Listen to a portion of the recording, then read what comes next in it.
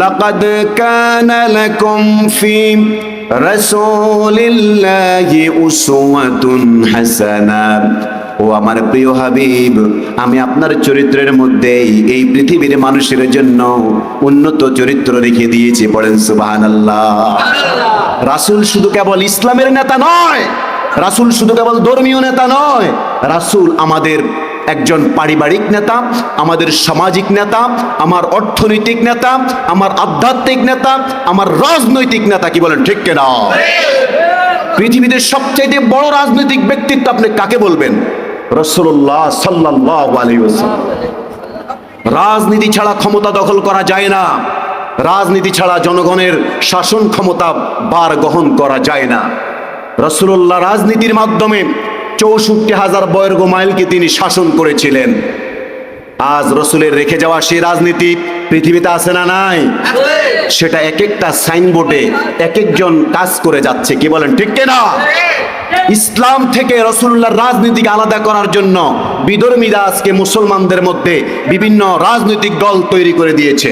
আজকে ইসলামকে মুছে দেওয়ার জন্য, ইসলামী আদর্শকে মুছে দেওয়ার জন্য, ইসলামী মূল্যবোধকে মুছে দেওয়ার জন্য রাসূলুল্লাহর রেখে যাওয়া দায়িত্ব, দাওয়াতি কাজকে, রাসূলুল্লাহর রেখে যাওয়া ইসলামী জীবন ব্যবস্থাকে চিরতরে মুছে দেওয়ার জন্য আজকে এক শ্রেণীর দুনিয়াবাদীদেরকে আজকে পশ্চিমারা লেলিয়ে দিয়েছে মুসলমানদের বিরুদ্ধে। কি বলেন ঠিক কিনা? না হয় আজকে মুসলমানদের এক গ্রুপ চাচ্ছে আল্লাহর জমিনটা আল্লাহর কোরআন দিয়ে চলবে, আরেকজন নিজের নেতার মতাদর্শ প্রতিষ্ঠার জন্য, নিজের রাজনৈতিক পলিটিক্যাল নেতার আদর্শকে প্রতিষ্ঠা করার জন্য তারা নিজের জীবনটুকু দিয়ে দিচ্ছে। আল্লাহর কাছে কি জবাব দিবেন আপনি? কি বলেন ঠিক কিনা? প্রিয় বন্ধুরা আমার, রাসূল করিম সাল্লাল্লাহু আলাইহি ইসলামের জন্ম থেকে মৃত্যু পর্যন্ত এই অংশটাকে আমরা দুইটা ভাগে দেখি। একটা হলো মিলাদুন নবী, আরেকটা হলো সিরাতুন নবী। একটা হলো মিলাদুন নবী, আর একটা হলো কি সিরাতুন নবী। সর্বপ্রথম যদি মিলাদুন নবী নিয়ে বলতে যাই, মিলাদুন নবী মানে হলো রাসূলের জন্মের ইতিহাস। মিলাদুন নবী মানে কি? রাসূল করিম সাল্লাল্লাহু আলাইহি ইসলামের জন্মের ইতিহাস।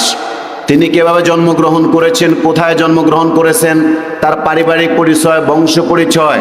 শুধু তাই নয়, তিনি জন্মের পরে পৃথিবীতে কি কি ঘটেছে এই বৃত্তান্তগুলো নিয়ে আলোচনা করা। এটি হলো রাসূলের প্রতি ভালোবাসা থেকে এই সম্পর্কে, মিলাদুন নবী সম্পর্কে, রাসূলের জন্মের ইতিহাস সম্পর্কে আমাদেরকে জানতে হবে। কি বলে ঠিক না? কিন্তু রাসূল করিম সাল্লাল্লাহু আলাইহি ইসলামের মিলাদুন নবী যতটুকু আমাদেরকে জানা আমাদের জন্য আবশ্যকীয়, আমাদের জন্য কর্তব্য, আমাদের জন্য গুরুত্বপূর্ণ, আমাদের জন্য ইম্পর্টেন্টনেস, তার থেকে বেশি গুরুত্বপূর্ণ হলো রাসূল করিম সাল্লাল্লাহু আলাইহি ইসলামের সিরাতুন নবী আমাদেরকে স্টাডি করা। কি বলেন ঠিক কিনা? সিরাতুন নবী বলতে কি বোঝায়? মিলাদুন নবী তো বললাম রাসূলের জন্মের ইতিহাস, সিরাতুন নবী হলো, মিলাদুন নবী যদি জন্মের ইতিহাস হয়, সিরাতুন নবী হলো রাসূল করিম সাল্লাল্লাহু আলাইহি ইসলামের জীবন ইতিহাস। বলেন সুবহানাল্লাহ। রাসূলুল্লাহ সাল্লাল্লাহু আলাইহি ইসলাম নবুয়তের আগ থেকে শুরু করে নবুয়তের 40 বছর, নবুয়ত লাভের আগের 40 বছর, নবুয়ত লাভের পরে মক্কার 13 বছর, নবুয়ত লাভের পরে মদিনার 10 বছর, এই জীবন বৃত্তান্ত তিনি কি কি কাজ করেছেন, কি কি কর্মসূচি পালন করেছেন, এই পৃথিবীর জন্য কি করেছেন, উম্মতের জন্য কি করেছেন, জগৎবাসীর জন্য কি করেছেন, ইসলামের জন্য তিনি কি ভূমিকা নিয়েছেন, এই যে বিষয়গুলো, তার জীবন চরিত্র কেমন ছিল, তার আখলাক কেমন ছিল, তার লেনদেন কেমন ছিল, তার মুআনাকা কেমন ছিল, তার মুআমালা কেমন ছিল, তার রাজনীতি কেমন ছিল, তার অর্থনীতি কেমন ছিল, তার সমাজনীতি কেমন ছিল, একজন পিতা হিসেবে তিনি কেমন, একজন স্বামী হিসেবে তিনি কেমন, একজন রাজনৈতিক নেতা হিসেবে তিনি কেমন, একজন আধ্যাত্মিক নেতা হিসেবে তিনি কেমন, এই বিষয়গুলো হলো রাসূলুল্লাহর সিরাতুন নবী। পড়েন আল্লাহু আকবার। কিন্তু আমরা শুধু এতটুকুই জানি, রাসূল দুনিয়াতে এসেছেন, রাসূল দুনিয়া থেকে চলে গেছেন, মাঝখান দিয়ে তিনি নবুয়ত পেয়েছেন। সাধারণ জনতা এর থেকে তেমন কিছু জানে না। কি বলেন ঠিক কিনা? জানতে হবে, আমাদেরকে রাসূল সম্পর্কে পড়তে হবে, স্টাডি করতে হবে, রাসূলের বায়োগ্রাফি সম্পর্কে জানতে হবে। প্রিয় বন্ধুরা আমার, আমরা কোনো গতানুগতিক নবীর উম্মত নয়, আমরা হলাম এমন এক রাসূলের উম্মত যিনি স্বয়ং আল্লাহ পাক রব্বুল আলামিনের পক্ষ থেকে প্রেরিত হয়েছেন। বলেন সুবহানাল্লাহ। প্রিয় বন্ধুরা আমার, প্রিয় তাওহীদ জনতা আমার, এই পৃথিবীর বুকে যত নবী আলাইহিস সালাতু ওয়াস সালামকে আল্লাহ রাব্বুল আলামিন প্রেরণ করেছেন, সব রাসূলদের নেতা হিসেবে, সব রাসূলের সরদার হিসেবে যিনি প্রেরিত হয়েছেন, তিনি হলেন আমাদের প্রিয় নবী মুহাম্মদুর রাসূলুল্লাহ সাল্লাল্লাহু আলাইহি ওয়াসাল্লাম। পড়েন সুবহানাল্লাহ। প্রিয় নবী মুহাম্মদুর রাসূলুল্লাহ এমন একজন রাসূল ছিলেন, এমন একজন মহামানব ছিলেন। শুধু কেবল মহামানবী ছিলেন না, আজ থেকে 1500 বছর পর্যন্ত, 1500 বছর আগ থেকে শুরু করে এখন পর্যন্ত এমন একজন মানুষ দেখাতে পারবেন না যার জীবন চরিত্র, যার লেখা, যার সাহিত্য, যার উপাখ্যান, যার গল্প কাহিনী, এগুলো প্রতিনিয়ত মানুষ চর্চা করছে, প্রতিনিয়ত মানুষ স্টাডি করছে, রিসার্চ করছে, গবেষণা করছে, এমন কোন মানুষ দেখাতে পারবেন না। কিন্তু প্রিয় নবী মুহাম্মদুর রাসূলুল্লাহ সাল্লাল্লাহু আলাইহি ওয়াসাল্লামের সমগ্র বায়োগ্রাফি, তার সিরাতুন নবী, এই সিরাতুন নবী 63 বছরের জিন্দেগির সিরাতুন নবীটাকে সাহাবায়ে কেরাম মুখের মধ্যে রেখে পুঙ্খানুপুঙ্খভাবে বিশ্লেষণ করেছেন, ব্যাখ্যা করেছেন, গবেষণা করেছেন, রিসার্চ করেছেন, এবং এই রিসার্চ গবেষণা থেকে প্রাপ্ত যেই সার নির্যাস, যেই নেয়ামত, যেই শিক্ষা, এই শিক্ষাটুকু, এই সারমর্মটুকু সাহাবায়ে কেরাম নিজের জীবনের মধ্যে তারা প্রয়োগ ঘটিয়ে এই সাহাবায়ে কেরাম পৃথিবীর বুকে সোনার মানুষে পরিণত হয়েছিলেন।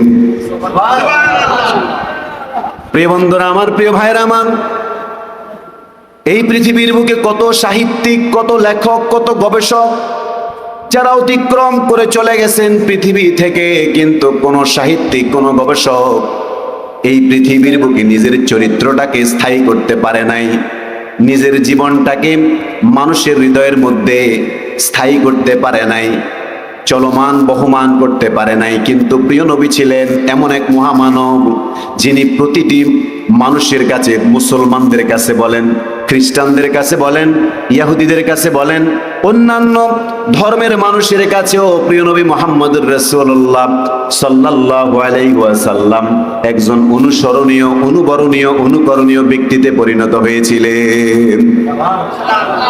এই পৃথিবীতে যত লেখক পৃথিবীর মনীষীদের তালিকা তৈরি করেছেন, মনীষীদের তালিকা তৈরি করার সর্বপ্রথম যেই মনীষীদের নাম, যেই মনীষীর নাম সর্বপ্রথম তালিকায় নিয়ে এসেছেন, তিনি হলেন আমার আপনার প্রিয় নবী সাইয়্যিদুল মুরসালিন, খাতামুন নবিয়্যিন, প্রিয় নবী মুহাম্মদুর রাসূলুল্লাহ সাল্লাল্লাহু আলাইহি ওয়াসাল্লাম। পড়েন আল্লাহু আকবার। প্রিয় ভাইরা আমার, এই পৃথিবীতে আমরা যদি লক্ষ্য করে দেখি, বহু রাজনৈতিক দল দেখা যায়, বহু রাজনৈতিক দলের নেতা দেখা যায়, কর্মী দেখা যায়। রাজনৈতিক দলের নেতাদের দুই ধরনের চরিত্র থাকে, একটা হলো পাবলিক ক্যারেক্টার, আর একটা হলো পার্সোনাল ক্যারেক্টার। কি বলেন, ঠিক কিনা? পাবলিক ক্যারেক্টারের সাথে পার্সোনাল ক্যারেক্টারের কোনো মিল নাই। জনগণের সাথে কথা বলে একরকম, জনগণের সাথে মিলেমিশে কথা বলে একরকম, জনগণের সাথে তার চরিত্র একরকম, জনগণের সাথে তার উঠা বসা একরকম, লেনদেন একরকম, চলাফেরা একরকম। আবার নিজের ফ্যামিলির মধ্যে তার চলাফেরা সম্পূর্ণ ভিন্ন ধর্মী, আছে না নাই? বাহিরে মানবতার সেবা করে, ঘরের মধ্যে আইসা বউ ভিড়ায়, এরকম নেতা পৃথিবীতে আছে না নাই? এরকম নেতাও পৃথিবীতে আছে, যেই নেতারা ঘরের মধ্যে এসে সৎ উপদেশ দেয়, কিন্তু বাহিরে রাস্তাঘাটে কিংবা বাজারে, রাজনৈতিক মহলে, রাজনৈতিক অঙ্গনে সকল অন্যায় এবং অবিচার, জুলুম, অত্যাচারের সাথে তারা ওতপ্রোতভাবে জড়িত, আছে না নাই? প্রিয় বন্ধুরা আমার, আমরা যদি লক্ষ্য করে দেখি, আমাদের প্রিয় নবী মুহাম্মদুর রাসূলুল্লাহ সাল্লাল্লাহু আলাইহি ওয়াসাল্লাম, তিনি ঘরে তার চরিত্র যেমন ছিল, বাহিরেও তার চরিত্র ঠিক তেমন ছিল। স্ত্রীর সাথে যেমন আচরণ করেছেন, তার রাজনৈতিক নেতা কর্মীদের সাথেও বিশ্ব নবী মুহাম্মদুর রাসূলুল্লাহ সেম আচরণ করেছেন। বলেন সুবহানাল্লাহ। স্ত্রীর অধিকার যেমন তিনি আদায় করেছেন, সন্তান সন্ততিকে তিনি যেই চোখে দেখেছেন, আবার জনগণকেও তিনি সেই চোখেই দেখেছেন। কখনো দ্বিমুখী আচরণ তিনি করেন নাই, তিনি কখনো ঘরের স্বজন প্রীতি করেন নাই, তিনি কখনো জনগণের প্রতি তিনি অত্যাচার করেন নাই, জনগণের অধিকার লুণ্ঠন করেন নাই। বিশ্বনবী মুহাম্মদ রাসূলুল্লাহ সাল্লাল্লাহু আলাইহি ওয়াসাল্লাম এমন একজন মহামানব ছিলেন যার দুটো চরিত্র ছিল না, যার চরিত্র ছিল একটা। এই জন্য প্রিয় নবীর উম্মত হিসেবে আমাদের চরিত্র দুইটা হবে নাকি একটা হবে? আমাদের ঘরের চরিত্র একরকম, বাহিরের চরিত্র একরকম হবে, বিষয়টা কি এমন কিনা? আমাদের ঘরের চরিত্র যেমন হবে, আমার শিক্ষা প্রতিষ্ঠানে আমার ছাত্র ছাত্রীদের সাথে আমার আচরণ তেমন হবে। আমার ঘরের চরিত্র যেমন হবে, আমার অফিসের কর্মচারীদের সাথেও আমার আচরণ ঠিক তেমন হতে হবে। কি বলেন ঠিক কিনা? আমার ঘরের চরিত্র, আমার রাজনৈতিক ময়দানের চরিত্র যেমন হবে, আমার অফিসের মধ্যে, আমার অফিস আদালতের মধ্যে আমার অধস্তন যারা রয়েছে তাদের সাথে আমার আচরণ ঠিক তেমন হবে। প্রিয় ভাইরা আমার, প্রিয় বন্ধুরা আমার, আলোচনা করছিলাম প্রিয় নবী মুহাম্মদ রাসূলুল্লাহ সাল্লাল্লাহু আলাইহি ওয়াসাল্লাম। এই জন্য আল্লাহ রাব্বুল আলামিন জানিয়ে দিলেন, এই পৃথিবীতে কত নবী আমি প্রেরণ করেছি, কত রাসূল আমি প্রেরণ করেছি। কোন রাসূল ছিলেন নিজের গোত্রের জন্য সীমাবদ্ধ, নিজের এলাকার জন্য সীমাবদ্ধ। একটা কওমের জন্য প্রেরণ করেছি, একটা গোত্রের জন্য প্রেরণ করেছি। কিন্তু মুহাম্মদুর রাসূলুল্লাহ এমন একজন রাসূল, এমন একজন রাসূলদের নেতা, যাকে শুধু কেবল কোনো মক্কাবাসীদের জন্য তো পাঠানো হয় নাই, কোনো একটা গোত্রের জন্য পাঠানো হয় নাই, কোনো একটা বংশের জন্য শুধু কেবল তাকে পাঠানো হয় নাই, বরং তাকে আল্লাহ রাব্বুল আলামিন পাঠিয়েছেন সমগ্র বিশ্বের মানুষের জন্য, সকল মতের মানুষের জন্য, সকল ধর্মের মানুষের জন্য, সকল চিন্তার মানুষের জন্য, সকল চেতনার মানুষের জন্য, সকল মতাদর্শের মানুষের জন্য। তিনি সকল বর্ণের মানুষের জন্য, সকল গোত্রের মানুষের জন্য আল্লাহ রাব্বুল আলামিন তাকে রাসূল করে পাঠালেন। পড়েন সুবহানাল্লাহ।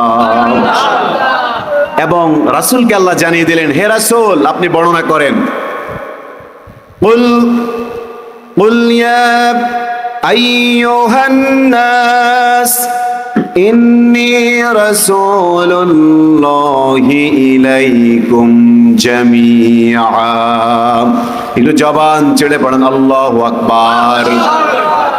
আল্লাহ রাব্বুল আলামিন বলেন, আমার প্রিয় হাবিব, কুল আপনি জানিয়ে দেন, ইয়া আইয়ুহান নাস, ও পৃথিবীর মানুষেরা।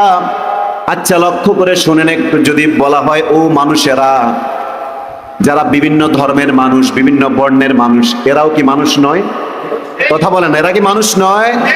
তারা অন্য ধর্মের হতে পারে, অন্য রঙের হতে পারে, অন্য গোত্রের হতে পারে, অন্য বংশের হতে পারে, কিন্তু আমরা সকলেই কি মানুষ। আমাদের পরিচয় হলো আমরা কি মানুষ, আমরা বনি আদম।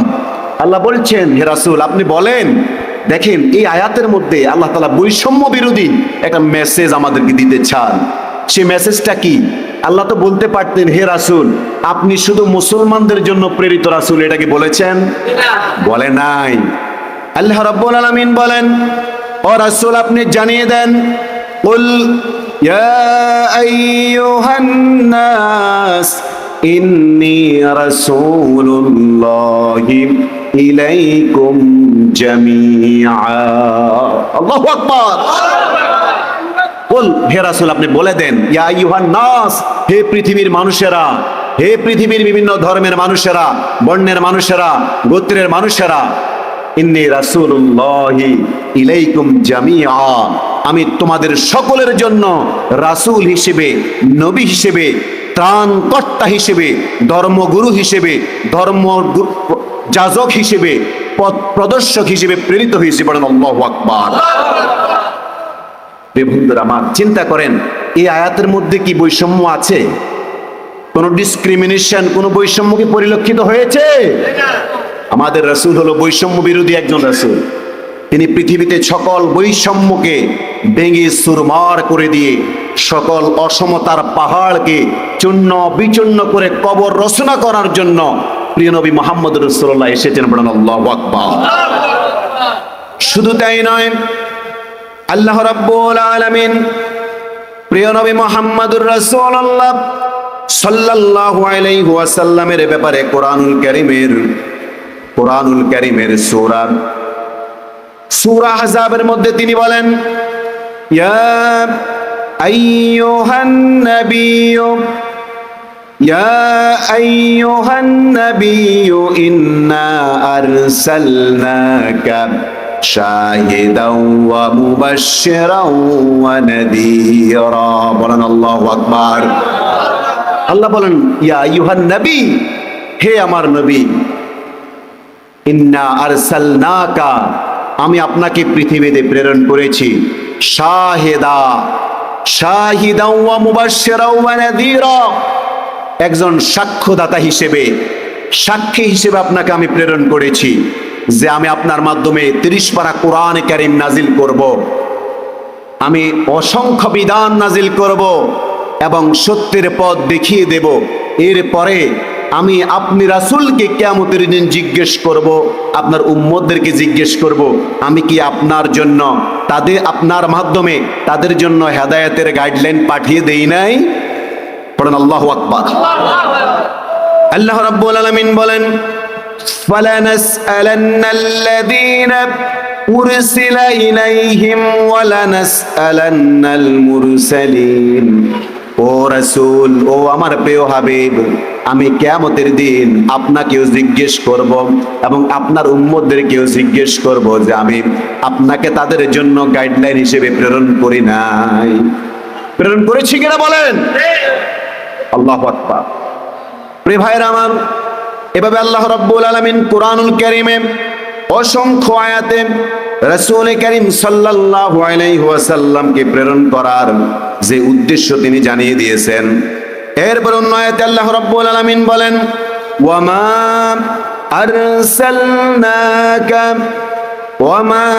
আরসালনাকা ইল্লা কাফাতাল লিন্নাসি বাশীরাও ওয়া নাযীরা, পড়েন আল্লাহু আকবার। আল্লাহ রাব্বুল আলামিন বলেন, হে রাসূল, ইন্না আরসালনাকা, আমি আপনি রাসূলকে প্রেরণ করেছি একজন পথ প্রদর্শক হিসেবে। আল্লাহ রাব্বুল আলামিন যুগে যুগে নবী রাসূলকে হেদায়েতের জন্য পাঠিয়েছেন, আমাদের হেদায়েতের জন্য, শেষ প্রজন্মের শেষ জাতির উম্মতে মুহাম্মদীর জন্য ত্রাণকর্তা হিসেবে আল্লাহ তাআলা যাকে প্রেরণ করেছেন তিনি আমার আপনার নবী, প্রিয় নবী মুহাম্মদুর রাসূলুল্লাহ। এজন্য আল্লাহ রাব্বুল আলামিন বলেন, ওয়ামা আরসালনাকা ইল্লা কাফাতাল লিন্নাসি বাশীরাও ওয়া নাযীরা ওয়ালাকিন্না আকতারান নাসি লা ইয়ালামুন। জবান চড়ে পড়েন আল্লাহু আকবার। কি বলছেন আল্লাহ তাআলা? ওয়ামা আরসালনাকা, আমি আপনাকে রাসূল হিসেবে প্রেরণ করেছি, ইল্লা কাফাতাল লিন্নাসি বাশীরাও ওয়া নাযীরা, এই পৃথিবীর বাসীর জন্য, আপনার উম্মতের জন্য একজন পথ প্রদর্শক হিসেবে, সুসংবাদদাতা হিসেবে, একজন ভীতি প্রদর্শনকারী হিসেবে, একজন গাইডলাইন হিসেবে আমি আপনার উম্মতের জন্য আপনাকে প্রেরণ করেছি। পড়েন আল্লাহু আকবার। এরপরে বলছেন, ওয়ালাকিন্না আকতারান নাসি লা ইয়ালামুন, কিন্তু আপনার উম্মতের মধ্যে এমন কিছু বোকাশোকা উম্মত আছে যাদেরকে আমি আপনার প্রেরণ করার উদ্দেশ্য জানিয়ে দেওয়ার পরেও তারা আপনাকে নিয়ে ভাবে নাই, আপনাকে নিয়ে পড়াশোনা করে নাই। আপনি রাসূল যেই দায়িত্ব নিয়ে এই পৃথিবীতে এসেছেন, আপনার পরবর্তীতে তারা আপনার এই রেখে যাওয়া আমানতটাকে তারা বাস্তবায়ন করার জন্য কাজ করে নাই। কি বলেন ঠিক কিনা? ওয়ালাকিন্না আকতারান নাসি লা ইয়ালামুন, আল্লাহ বলছেন বরং আপনার উম্মতেরা, আপনার উম্মতদের মধ্যে এমন কিছু উম্মত আছে যা আপনাকে আমি কি কি কারণে প্রেরণ করেছি। ইন্না আরসালনাকা ইন্না আরসালনাকা ইল্লা কাফাতাল লিন-নাসি বাশীরাও ওয়া নাযীরা, একজন সুসংবাদদাতা হিসেবে প্রেরণ করেছি এবং একজন ভীতি প্রদর্শনকারী হিসেবে প্রেরণ করেছি। তবে আপনাকে আমি বলি নাই যে যারা হেদায়েতের পথে আসবে না তাদেরকে আপনি পিটায়া পিটায়া হেদায়েতের পথে আনেন। রাসূল কি এমন কাজ করেছেন? রাসূলের গোটা জিন্দেগিতে কখনো তিনি কোনো অমুসলিমকে জোর করে ইসলামের মধ্যে দীক্ষিত করেছেন এমন কোন প্রমাণ ইসলামে আছে? রাসূলের চরিত্রের মধ্যে আছে? আল্লাহ জানিয়ে দিলেন, লাস্তা আলাইহিম বিমুসাইতির, ও আমার প্রিয় হাবিব, মানুষদেরকে লাঠি দিয়ে পিটায়া পিটায়া ইসলামের দিকে আনার জন্য আপনাকে আমি রাসূল করে পাঠাই নাই, মানুষদেরকে বুঝিয়ে শুনিয়ে ইসলামের দিকে আনার জন্য আপনাকে পাঠিয়েছি। আল্লাহু আকবার। রেখে যাওয়া রাসূলের রেখে যাওয়া আমানত, সেই সত্যের দাওয়াত আজও পৃথিবীতে আছে না নাই? আমরা রাসূলের সেই দাওয়াতের দিকে দাবিত হতে হবে। যেই পথে গেলে রাসূলের দাওয়াত খুঁজে পাওয়া যাবে, যারা আজ রাসূলের সেই দাওয়াত দিয়ে যাচ্ছে তাদের সাথে আমাদেরকে থাকার দরকার আছে না নাই? ভাইরা আমার, যারা মানুষের মন গড়া আদর্শকে বাস্তবায়ন করার জন্য পৃথিবীর মানুষের, যাদের পেটের ভিতরে বাথরুমের টাঙ্কি ভরে আছে এমন মানুষের মতবাদকে প্রতিষ্ঠার জন্য, যাদের পারিবারিক চরিত্র একরকম, যাদের পাবলিক ফিগারের চরিত্র আরেক রকম, এমন মানুষের দিকে আহ্বান করার জন্য আল্লাহ তাআলা নবী রাসূলদেরকে পাঠান নাই এবং নবীওয়ালাদেরকে দায়িত্ব এটা দেয় নাই। কি বলেন ঠিক কিনা? প্রিয় বন্ধুরা আমার, রাসূলুল্লাহ ছিলেন একেবারেই স্বচ্ছ চরিত্রের মানুষ, যার চরিত্রের ব্যাপারে কোনো প্রকার সন্দেহ পৃথিবীর কারণ নাই। আল্লাহ রাব্বুল আলামিন তার চরিত্র স্পষ্ট করে দিলেন। আল্লাহ রাব্বুল আলামিন বলেন, ওয়া ইন্নাকা লাআলা খুলুকিন আযীম, ও আমার প্রিয় হাবিব, আপনি হলেন পৃথিবীর শ্রেষ্ঠ এবং উন্নত চরিত্রের একজন মহামানব। আল্লাহু আকবার। এরপর আল্লাহ রাব্বুল আলামিন বলেন, আপনার চরিত্রের মধ্যে পৃথিবীর সকল রাজনৈতিক নেতাদের চরিত্র, সকল রাজনৈতিক নেতাদের জন্য শিক্ষা রয়েছে। আপনার চরিত্রের মধ্যে পৃথিবীর সকল অর্থনীতিবিদদের চরিত্র তারা অনুসরণ করার মতো আমি আপনার চরিত্রে দিয়ে দিলাম। পৃথিবীর যত দার্শনিক আছে, পৃথিবীর যত আধ্যাত্মিক নেতা আছে, পৃথিবীর যত মনীষী আছে, যত লেখক, সাহিত্যিক, কবি, দার্শনিক রয়েছেন, সকলের জন্য আপনার চরিত্রের মধ্যে আমি রব্বুল আলামিন একটা উন্নত চরিত্র দিয়ে দিলাম। সব চরিত্রের একমাত্র আধার, একমাত্র ভান্ডার আমি আপনাকে বানিয়ে দিলাম। এরপর আল্লাহ তাআলা জানিয়ে দিলেন, লাকাদ কানা লাকুম ফি রাসূলিল্লাহি উসওয়াতুন হাসানাহ, ও আমার প্রিয় হাবিব, আমি আপনার চরিত্রের মধ্যেই এই পৃথিবীর মানুষের জন্য উন্নত চরিত্র রেখে দিয়েছি। পড়েন সুবহানাল্লাহ। রাসূল শুধু কেবল ইসলামের নেতা নয়, রাসূল শুধু কেবল ধর্মীয় নেতা নয়, রাসূল আমাদের একজন পারিবারিক নেতা, আমাদের সামাজিক নেতা, আমার অর্থনৈতিক নেতা, আমার আধ্যাত্মিক নেতা, আমার রাজনৈতিক নেতা। কি বলেন ঠিক কিনা? পৃথিবীতে সবচেয়ে বড় রাজনৈতিক ব্যক্তিত্ব আপনি কাকে বলবেন? রাসূলুল্লাহ সাল্লাল্লাহু আলাইহি ওয়াসাল্লাম। রাজনীতি ছাড়া ক্ষমতা দখল করা যায় না, রাজনীতি ছাড়া জনগণের শাসন ক্ষমতা বার গ্রহণ করা যায় না। রাসূলুল্লাহ রাজনীতির মাধ্যমে ৬৪,০০০ বর্গ মাইলকে তিনি শাসন করেছিলেন। আজ রাসূলের রেখে যাওয়া সেই রাজনীতি পৃথিবীতে আছে না নাই? সেটা এক একটা সাইনবোর্ডে এক একজন কাজ করে যাচ্ছে। কি বলেন ঠিক কিনা? ইসলাম থেকে রাসূলুল্লাহর রাজনীতিকে আলাদা করার জন্য বিধর্মীরা আজকে মুসলমানদের মধ্যে বিভিন্ন রাজনৈতিক দল তৈরি করে দিয়েছে।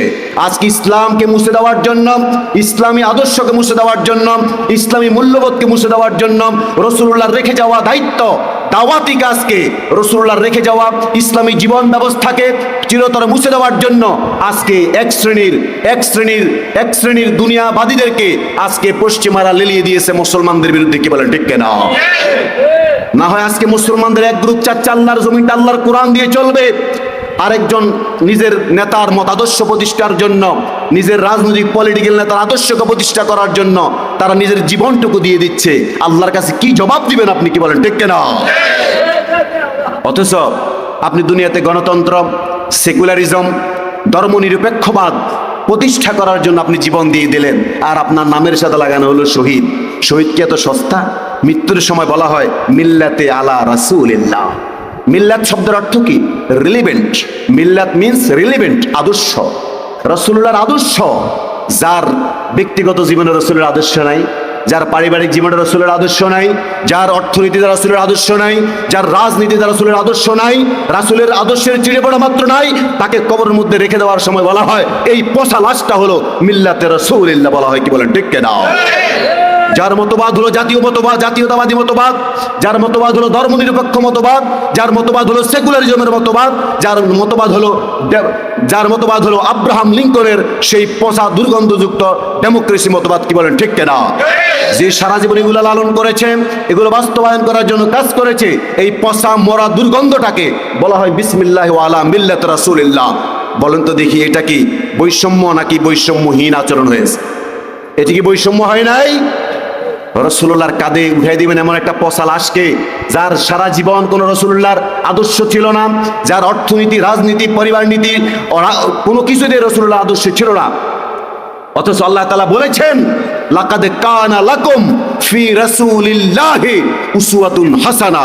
আপনার জীবনের মধ্যে আমি মানুষের সকল আদর্শ, সকল অঙ্গনের সকল আদর্শকে আমি আল্লাহ তাআলা ঢুকিয়ে দিয়েছি, কিন্তু নির্বোধ বোকারা আজকে সে আদর্শ গ্রহণ করছে না। কি বলেন ঠিক কিনা? আজকে আব্রাহাম লিঙ্কনের আদর্শ নিয়ে রাজনীতি করছেন। মনে রাখবেন, কাল কিয়ামতের দিন রাসূল আপনার জন্য সুপারিশ করবে না। আপনি রাসূলুল্লাহ যেই মতবাদ প্রতিষ্ঠার জন্য কাজ করেছেন, 13 বছর মক্কা জীবনে নির্যাতন, নিপীড়ন, অত্যাচার সহ্য করেছেন। মদিনার জীবনে 10 বছর, সমগ্র জীবন 23 বছরে তিনি যুদ্ধ বিগ্রহের মাধ্যমে ইসলামকে প্রতিষ্ঠা করেছেন। আপনি সেই আদর্শটাকে বাদ দিয়ে আপনি আব্রাহাম লিঙ্কনের আদর্শকে বাস্তবায়ন করার পিছনে লেগেছেন। কি বলেন ঠিক কিনা? লাকাদ কানা লাকুম, ওনাকে একটু করেন, লাকাদ কানা লাকুম ফি রাসূলিল্লাহি উসওয়াতুন হাসানা। আল্লাহ বলছেন তোমাদের জীবনে রাসূলুল্লাহর জীবনের মধ্যে তোমাদের জন্য সকল আদর্শ আমি আল্লাহ তাআলা ঢেলে দিলাম। এটা বুঝার পরেও আজকে আমরা কি করছি? আমরা দূরে সরে আছি। আল্লাহ বলছেন ওয়ালাকিন্না আকসারাহুম লা ইয়ালামুন, ওয়ালাকিন্না আকসারাহুম লা ইয়ালামুন। তোমাদের মধ্যে কিছু বোকা আছে, তোমাদের মধ্যে কিছু নির্বোধ আছে, যাদের সুবোধ জাগ্রত হয় না। এমন কিছু মানুষ আছে যারা এই আয়াতকে স্কিপ করে যায়। লাকাদ কানা লাকুম ফি রাসূলিল্লাহি উসওয়াতুন হাসানা, রাসূলকে কেন প্রেরণ করেছি এই উদ্দেশ্যটাকে স্কিপ করে চলে যায়। আছে না? নাই।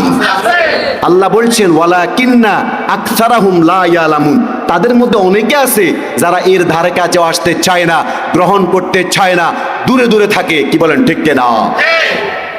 প্রিয় বন্ধুরা আমার, এরপর আল্লাহ রাব্বুল আলামিন জানিয়ে দিলেন ওয়ামা আরসালনাকা ইল্লা রাহমাতাল লিল আলামিন। পড়েন আল্লাহু আকবার।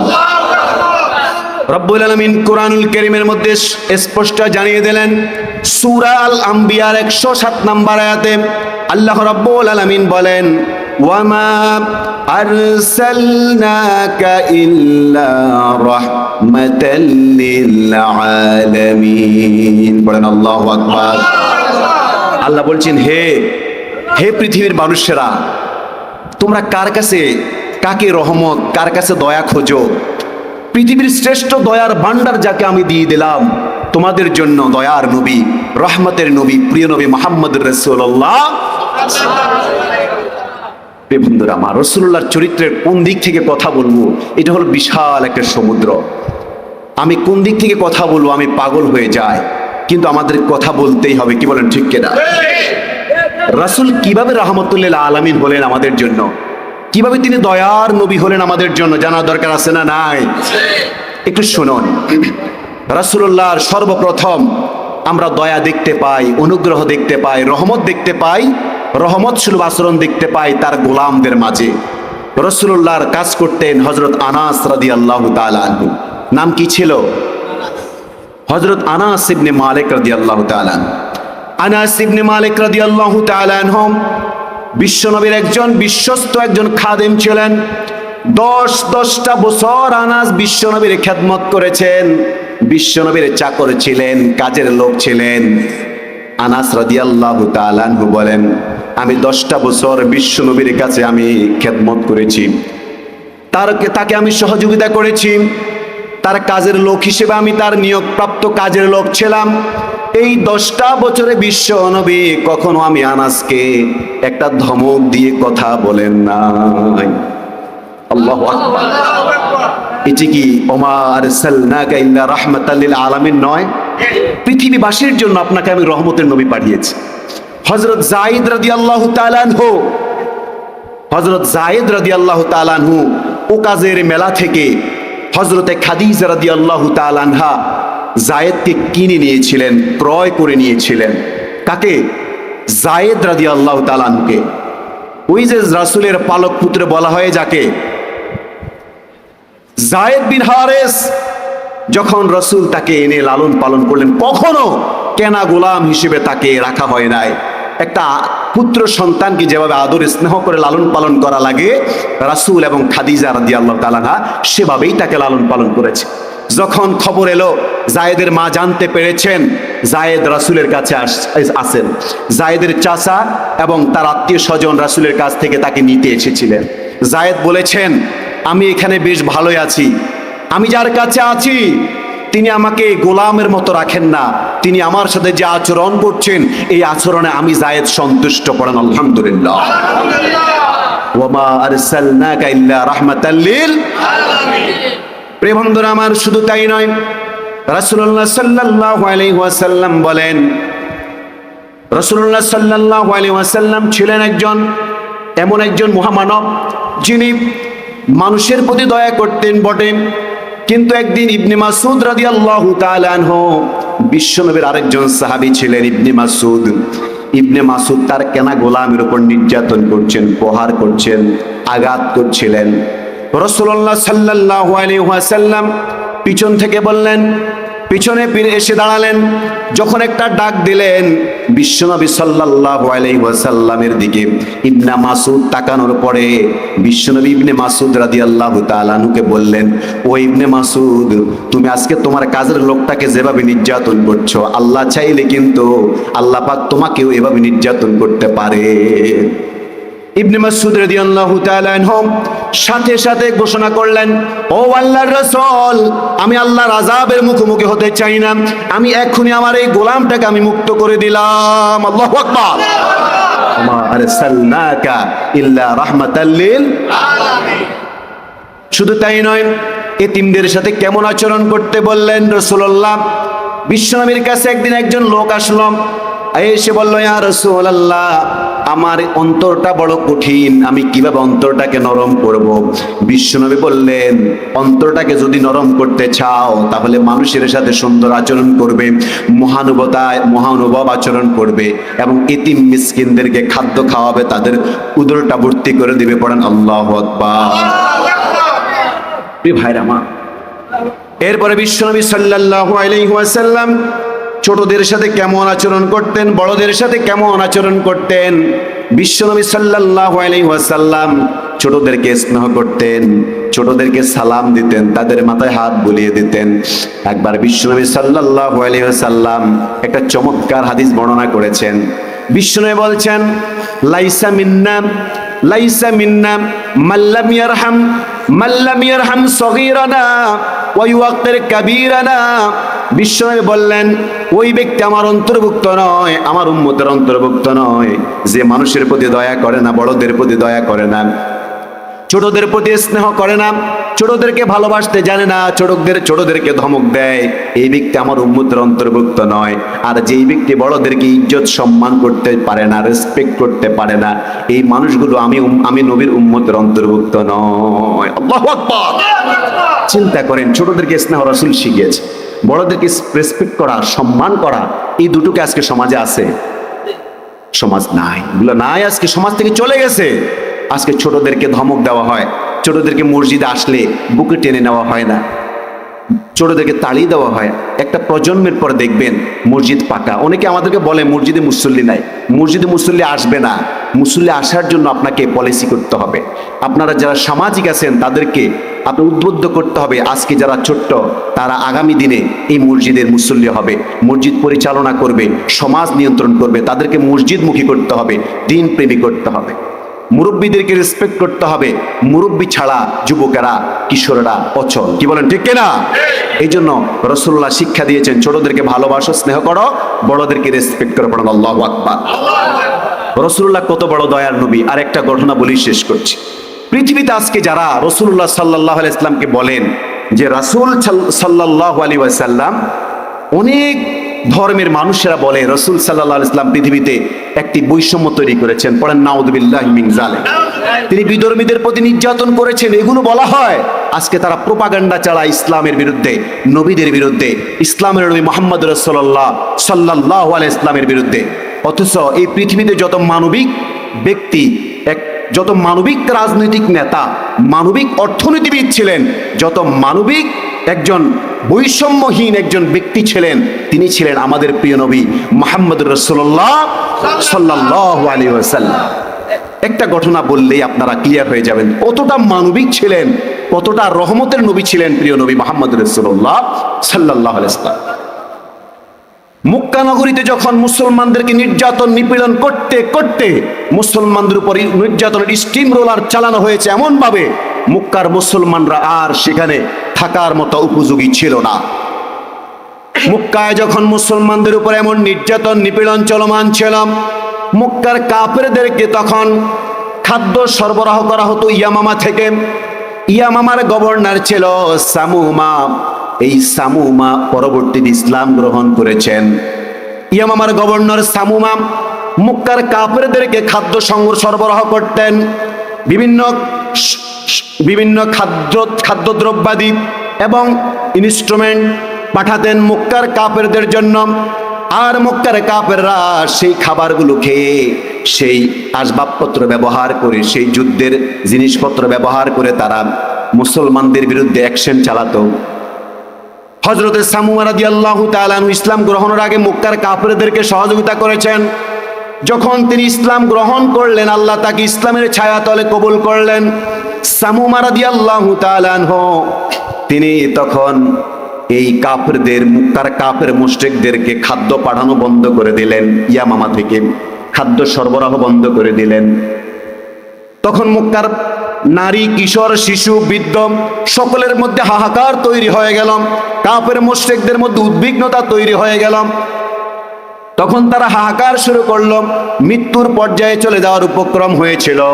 রাসূলের কানে এই খবরটা যখন আসলো, রাসূলুল্লাহ সাল্লাল্লাহু আলাইহি ওয়াসাল্লাম সামুমা রাদিয়াল্লাহু তাআলা আনহুকে ডাক দিলেন আর বললেন, ও সামুমা, আমি জানি তুমি যখন মুশরিক ছিলে, কাফের ছিলেন, মক্কার কাফেরদেরকে সহযোগিতা করেছ, এখন ইসলাম গ্রহণ করেছ, ইসলামের জন্য তুমি কিছু করতে চাও, তবে কাফের মুশরিকদের খাদ্য বন্ধ করে দিয়ে ইসলামের উপকার করা, এটা ইসলাম শিক্ষা দেয় না।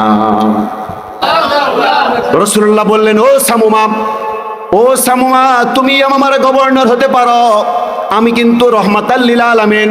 আমি তোমাকে ঘোষণা করছি, তোমাকে নির্দেশ দিচ্ছি, মক্কার কাফের মুশরিকদের উপর যেই নিষেধাজ্ঞা তুমি জারি করেছ, যেই অসহযোগ আন্দোলন তুমি তৈরি করেছ, এই অসহযোগের এই নিষেধাজ্ঞাটা তুমি তুলে নাও। কারণ হলো আমি বিশ্বনবী হলাম, রহমাতাল লিল আলামিন, আমি তোমাকে নির্দেশ প্রদান করেছি। বলেন সুবহানাল্লাহ। রাসূল বলতে পারতেন, আমি তোমাদেরকে ভাতে মারবো, কাপড়ে মারবো, নির্যাতন করব, নিপীড়ন করব, যা পারো তাদেরকে নির্যাতন করো, এটা বলা উচিত ছিল কিনা বলেন? কিন্তু রাসূল কি সেই নির্দেশ দিয়েছেন? রাসূল রহমতের নবী ছিলেন। এই জন্য প্রিয় ভাইয়ের আমার, প্রতিহিংসা ভুলে যেতে হবে, প্রতিদ্বন্দ্বিতা আমাদেরকে করা যাবে না। ইসলাম নিয়ে, ভালো কাজ নিয়ে রাসূলুল্লাহ বলেছেন, ইয়াসসিরু ওয়ালা তুআসসিরু, বাশশিরু ওয়ালা তুনাফফিরু, সুসংবাদ দাও, দুঃসংবাদ দিও না। মানুষদের অন্তর থেকে ঘৃণা দূর করার জন্য কাজ করো, ঘৃণা ছড়িয়ে দেওয়ার কাজ করো না। কি বলেন, ঠিক কিনা? বিগত সময়ে বাংলাদেশে অসংখ্য মানুষ নির্যাতিত ছিল, নিপীড়িত ছিল, ঘরে ঘুমাতে পারে নাই, তারা স্ত্রীর সাথে ঘুমাতে পারে নাই, তারা নিজের এলাকায় আসতে পারে নাই, মামলা হামলা দিয়ে বিভিন্নভাবে তাদেরকে টর্চার করে দিয়ে তাদেরকে ঘর ছাড়া করা হয়েছে, এলাকা ছাড়া করা হয়েছে। এগুলো হয়েছে কি হয় নাই?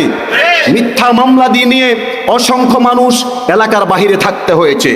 কিন্তু আজ সময়ের পরিক্রমায় আমরা দেখেছি যারা এই জুলুম নির্যাতনগুলো প্রমোট করেছে, প্রত্যক্ষভাবে কাজ করেছে, আজকে তাদেরকে যারা মিথ্যা রায় দিয়েছে তাদেরকে আমরা কলা পাতার উপরে শুয়ে থাকতে দেখেছি কি দেখি নাই বলেন?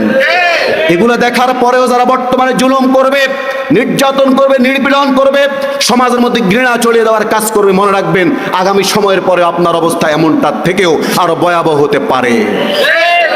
ভাইয়ের আমার, সুতরাং যে যেরকম জুলুম করেছে আজকে নৌকা থেকে ধরা হচ্ছে, আজকে অর্থ পাচারকারীদেরকে ধরা হচ্ছে, আজকে যারা মানুষের উপর মিথ্যা মামলার রায় দিয়েছিল, যেই জজেরা, অ্যাডভোকেটরা, আজকে তারা পালিয়ে বেড়াচ্ছে।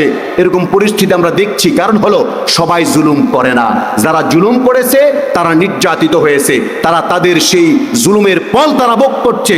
তার মানে যে আমি জুলুম করলে পার পেয়ে যাব, বিষয়টা এমন নয়। ইসলাম সুন্দর, ইসলাম বলে ক্ষমা করে দাও, ক্ষমার মধ্যেই পরম প্রশান্তি রয়েছেন, পরম সৌন্দর্য রয়েছেন। বলেন সুবহানাল্লাহ।